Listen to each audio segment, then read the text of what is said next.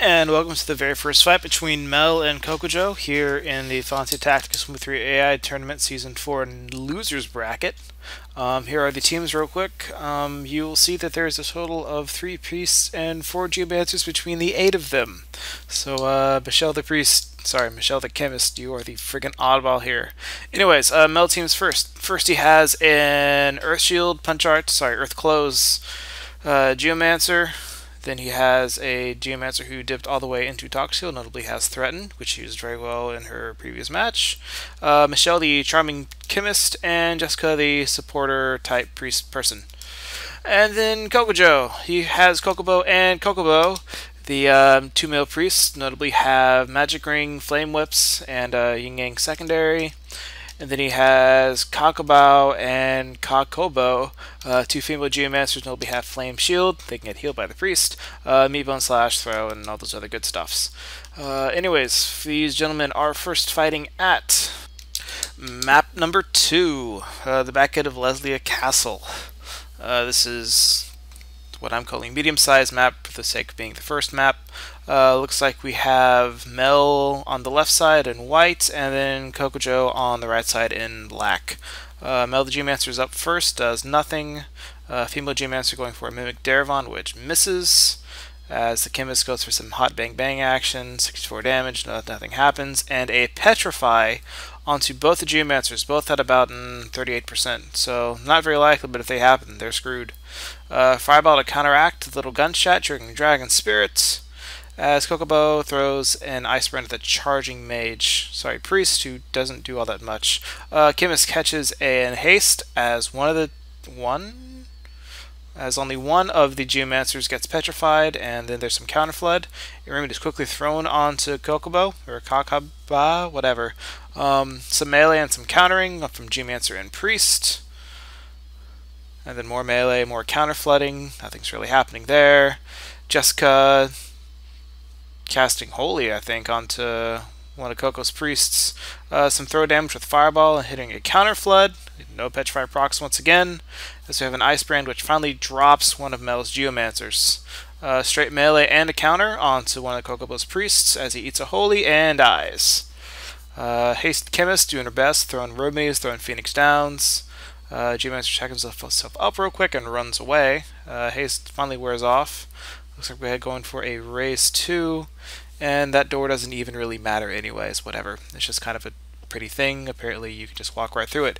Mimic Darevon onto one of Koko's priests, so he is healed but doesn't get awake.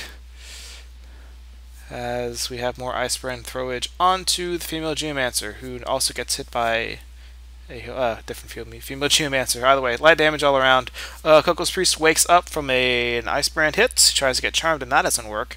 So now they're just ganging on to melee wise. They're doing pretty good with the counters. They don't hit for all that much, but it does add up. Water Ball through, I think, Ice Shield healing, and then some light damage with their little throwing. Priest heals herself up real quick, as Coco's Priest once again goes for a Raise 2, but he's mid-charge, and so he dies.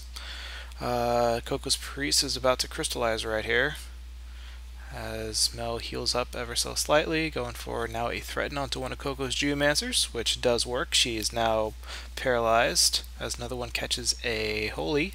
The Holy one keeping up with the throw damage for all the 80 damage. And Coco's Priest is going to be turning into a box right here. Kirito onto Mel's Geomancer, and then we got some sniping up on the ledge from Michelle.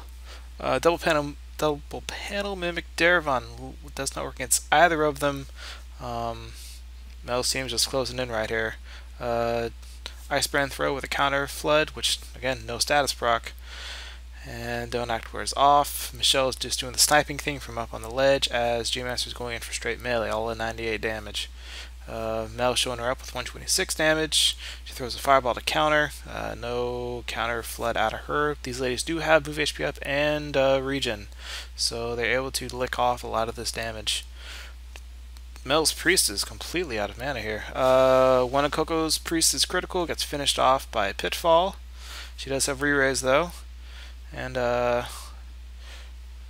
going in for Bagwax here. Another box coming out of one of Coco's Priests.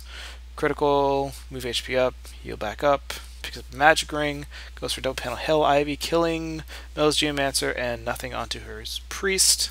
But hey, Geomancer gets picked right back up again, as we have more threat happening onto, which doesn't even work, onto one of the female Geomancers. Mel's Geomancer runs away, chakras up a little bit. His priest is going in for straight melee because again she has all of 1 MP. And so Male Geomancer catching more Ice Brandage, trying to chakra himself, catching an X potion right here. And ooh, Meatbone Slash for 305 damage. Mel's Geomancer was not wise to go after her, but she gets res right back up. And so we're down to 1 of Koko's Geomancers left. As never mind, she's alive again because she has re-raise. Anyway, she's 30 HP, and now she's like 100 HP. So this Hell Ivy will definitely not kill her, but it will send her back down into critical. Mel's Priest doing nothing, sniped off by Jessica.